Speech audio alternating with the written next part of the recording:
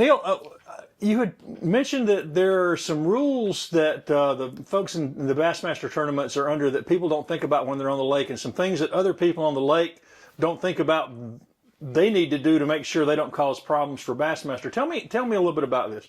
Well, it's kind of like, and Greg, you're a baseball fan, right? So, it's kind of, you've always heard the old adage about the unwritten rules of baseball, and it's kind of like that a little bit with fishing. It's, first and foremost, and we've got the Bassmaster Elite Series here in our community this week, and those folks, they're competing, at the end of the weekend, somebody's going to win a blue trophy and $100,000, right? So, and these guys that do this, they do it for a living. It's their livelihood, and they have an opportunity to come here and compete on our fishery for the weekend. But it's different than your stick and ball sports because the playing field is a public fishery. So, you and I is just as much right to it as they do. And with the pros, and they understand that. So you have situations where guys will go out and they have they take advantage of their pre-practice time. So in this case, we're doing this interview on a Wednesday afternoon. They've been out there. This is now their third day of practice because they were able to get on the water Monday. So they've had 3 days of practicing, and they're going to compete for the next 4. Thursday through Sunday event. And so, just from a courtesy standpoint, some of the things that people don't really think about, because here's an opportunity, for our community, for Anderson County, for our local fishing community. This is an opportunity to see the pros up close and personal and watch them work in their element. So we want, some of us that, some folks that have boats, they want to get in their boat and go out and watch the pros fish, or they want to come see takeoff and they want to come see weigh-in, but they want to get on the water and see the experience firsthand. And, just as some simple things there is, I've had the opportunity to spend time in the boat with some of these guys, and they don't, I've never been in a situation where somebody didn't mind people coming and watching and serving as an on-the-water spectator. But, you want to be mindful of things, and it's, try to give those guys 100 yards, 300 feet of grace, especially in today's fishing where electronics is such a factor. Guys are looking down, relying on their electronics and their, when they're finding fish and things. You want to be able to give them a respectable space to allow them to do their job. And also, the guys are expected when they're having the anglers will have an online briefing. They used to do in-person meetings, and now it's all, in the age of being able to do YouTube and online videos and things like that. They have their briefing, so to speak, is now an online briefing that they log on and watch. And, some of the things that is, given to them is, abiding by wake zones and areas of like marinas where areas may be off limits to fish. And so the pros have a certain standard that they have to operate by on the water, and as spectators and as locals and watching them, I think, you and I talked off air earlier, and I used the example, we can't take the family and put them in the car and go down to, use a local example. We can't go to Floor Field on a Saturday afternoon and have a picnic in right center field while the driver playing, which is what makes this situation different, because you can load up the family and put them in the boat tomorrow and go out and ride around and enjoy Lake Hartwell just as the pros are. But it's just an opportunity to show a little grace and respect on the water. Just, you can watch these guys. We want to get there. We want to be close to the action, but we don't want to be so close that we interrupt their livelihood. But more than being a distraction or interrupting, there are things that somebody local can do to inadvertently get people disqualified. Tell me how. Oh, absolutely. So there's the information rules are really big, and the guys, and what they're told is you can't seek or you can't be given information from somebody that gives you a competitive advantage. And so, like, I've been in situations before with guys in the boat, and somebody will be out on their dock maybe weed eating in the yard, or just sitting out in the dock watching a guy that may come into an area near their dock to fish, and guys will say, hey, I saw you on TV earlier. I recognized your boat from TV earlier. Hey, so and so caught a 5-pounder in here yesterday. Well, you don't realize it at the time, but you're not trying to give him an advantage. You're just making a conversation, but inadvertently you're giving information that may help or hurt that angler. And, one of the examples that, one of the probably the most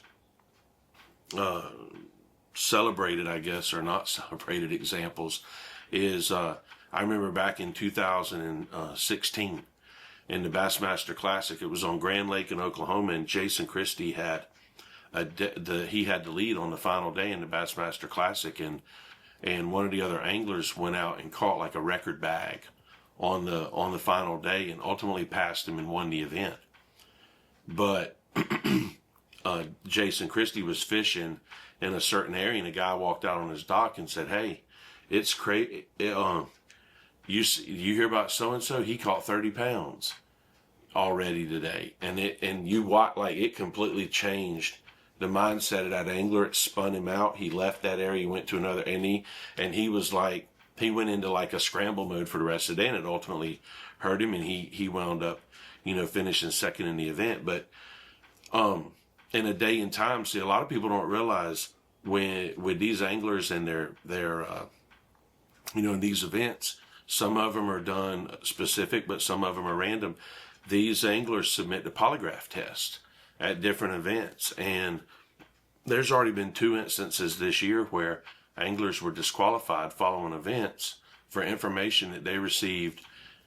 Now, to them it was inadvertent, but then one could argue, did they seek the information or did they not seek it? But there have been 2 situations already, and this is the 4th elite event of the year. There have been 2 situations already where anglers were disqualified for receiving information. And so as someone here in our community, whether you see a guy at the, I got a call the other day, somebody saw one of the anglers in Ingalls, and thought that was neat, buying groceries, or you see him at the gas station, or you see him in a tackle shop, or in your favorite restaurant. You may think you may have a conversation starter, or you may have you may think you're trying to help that person because they're a guest in our community, but really you could be hurting that person just because of the information that you offer up. It may help or hurt them. And then if they have to submit to a polygraph knowing that they received that information, it could affect them in a negative way. Are they supposed to report it if somebody comes to them and says? Typically they'll talk ahead to the tournament director and say, "Hey, look, I was in such and such restaurant having dinner on Wednesday night, and somebody came up and started telling me things, and I stopped it, but I just I want you to be aware." And those, they're supposed to, but let's be honest, not all of them do. A guy that may be sitting 90th in points this week, he may let that conversation linger a little longer than maybe the guy that's second in points that wants to shut it down and doesn't want to put himself between a rock and a hard place. But it does, those types of things do exist, and I've had the opportunity to be with anglers before in the boat or off the water, because you have friendly relationships with them, and people will come up and talk to them, and I've seen firsthand guys say, "Hey, I can't talk about that," and it's been for us, we've had a really good spring here, and the local tournaments and even the Major League Fishing event that we had last month, it was an extremely great event from a fishing standpoint. I mean, we had one day on the lake last month where a 6'4" spotted bass and an 11-pound 3-ounce largemouth were caught out of the lake in the same afternoon in 2 different tournaments, and those are 2 of the larger fish that I've ever seen come out of this lake of their kind. And so the lake's fishing really good, but even somebody like me who has a relationship with these guys, and we see them on a regular basis, and they're in and out of our community, even we can't talk to them and give them things. And it's made a lot of our conversations here recently short, just because you don't want to be the reason somebody gets in any trouble. So the general public doesn't understand. Like I said, they're trying to be nice, say, "Hey, I fish over here, and there's lots of fish over there." but they can actually get somebody disqualified for doing Yeah, it. I'll give you another example. Like, and I know Lake Hartwell's got docks all over it. Everybody's got a dock on Lake Hartwell, and a situation where you come out the back of your house and you walk down and you say, "Hey, so and so, I don't have any fish under my dock, but Joe over there, they catch fish out from under his dock all the time." And you don't really, but you've just created a situation where if angler A goes over there and starts catching fish under Joe's dock, well, now you've given him a competitive advantage, which is against the rules. What other kind of things can people do that on the lake that would cause problems for the tournament, the guys participating in competing in the tournament? Getting too close, when you see the guys on the water, getting too close and disrupting maybe the area that they're fishing in. This time of year, in the springtime that we're fishing in, there are going to be fish that are going to be real shallow because they're in kind of their spawn, which is kind of the mating season, so to speak.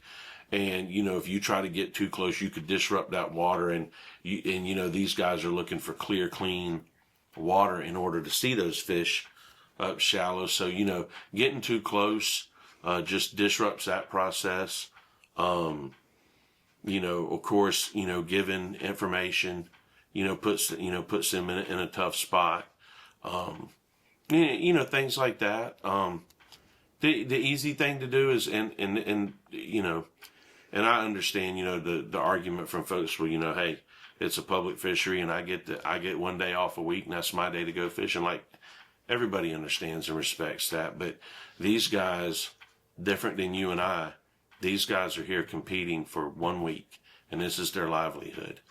And to be respectful enough and courteous enough to back up and just give them space while they're here competing, that's oftentimes the difference between a good event and a great event. Because if these guys feel like they're able to go into a community and do their job, and particularly on the water, without, with limited disruptions, it typically makes for a great experience. And that's one of the ways I've said this before, that as a community has made us so special. The Anderson community, our fishing community, it's a really good fishing community. I go other places and travel a lot, whether it's personally or professionally, and we have a great community compared to a lot of places that I get to go and see, and you don't ever want to be like some of the other places you go. You want to maintain what makes us special. And I've had this conversation with the bass people this week. At the end of the day, and I tell people we've got a Yankee Stadium type facility in Green Pond, right? There's only one Yankee Stadium. There's only one Green Pond. In so many places that tournament organizations and anglers go, they don't have what we have here. And so we have something special, but part of what makes us so special is our people. And I've said that. We have a great lake, we have great facilities, but we also have great people. And the people are what have made this special. That's our volunteers. That's the people in the tackle shops. That's the people in the restaurants. That's the people in the businesses that welcome these folks to town. We've had the number of people just think there's a fishing tournament in town, right? This week, we had a local doctor take an angler in this week that got hurt during practice and take care of him. Not from this community, but took him in and took care of him on a phone call. We've had locals. There's one of the media guys at Bassmasters. His hobby is going metal detecting. And we've got a couple of locals that have allowed him to come do metal detecting on their land, just to help somebody out. We've got somebody taking somebody else turkey hunting while they're here. So it's not, you think it's just a fishing tournament, but it's really not. It's really more than that. And it's the hospitality and the friendliness that gets opened up by our community when folks come here. And those are one of the reasons that people want to continue coming back here, because of the way that they're treated when they're here. And so we just want to make sure that we're doing right by the anglers, not only off the water, but also on the water, to make sure that they have the best experience possible. I've told this story earlier this week, and I don't know if I'm dating myself yet or what, but we've done enough events now in the 10 years that we've had Green Pond that there's guys on the Elite Series this week that are competing in this community that, some examples. Jordan Lee, he's won 2 Bassmaster Classics. One of the 2 that he won was here, right? Brandon Cobb from down in Greenwood. Brandon won his first Elite event here on Lake Hartwell. Tucker Smith is a rookie on the Bassmaster Elite Series. He's competed here in high school tournaments that we've had before. Matt Airy from North Carolina, he used to fish the old FLW Tour. He's had several top 10 finishes here. John Cox fishes the Elite Series. His family, they vacation here in the summertime. There's another angler, Jacob Porosnik. His mom has a house on this lake. And so our lake and our community is now, we've reached a point now where we're intertwined with so many of these guys on so many different levels. Either they grew up fishing here, or they guide here, or a family lives here, or they vacation here.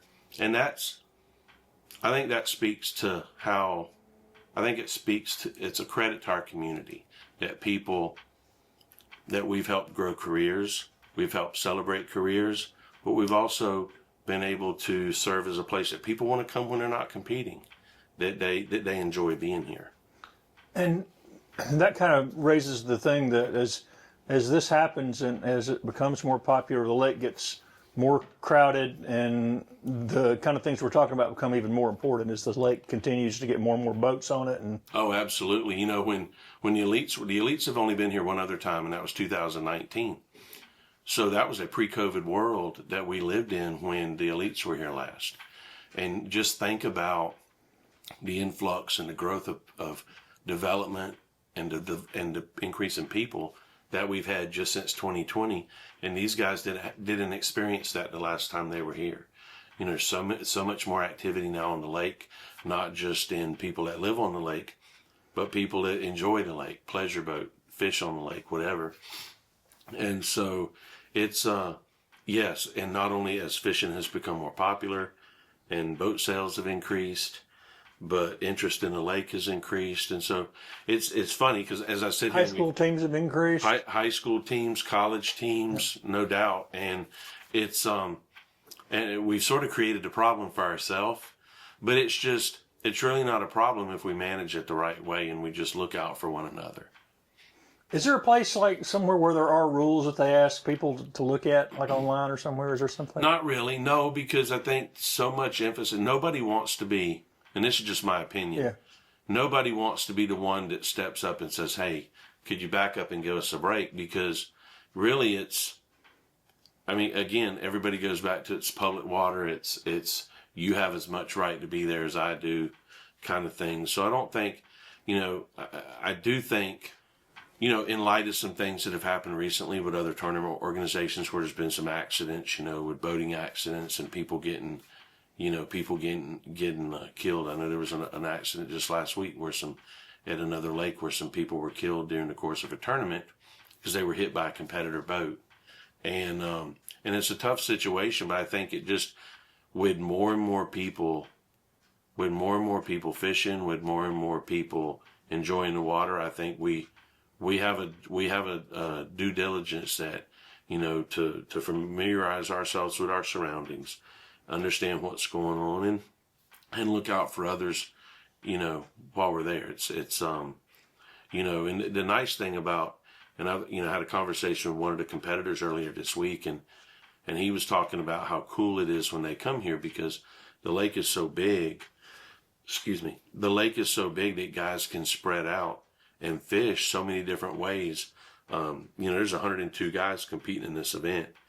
And I talked to one of the pros earlier in the week, and he said, the thing I love about coming here is you can spread out and you don't see anybody. He said, I practiced all day yesterday and saw 10 boats the whole day, And so my hunch is that he's probably fishing in an area that's probably not going to be very productive, because I had another conversation with another angler that questioned whether everybody had off this week in Anderson County because he felt like he had seen every boat in town on the water. So it'd be interesting to watch how those two weekends play out, and who has a good weekend and who doesn't. But it's, it's just, nobody's ever gonna step up and say you can't be on the water. And I don't think that's the right thing to do anyway. I just think it's like with anything else you do, be respectful and be mindful of others, and in making sure they have a great experience here, you'll have a great experience. Is kind of how I look at it.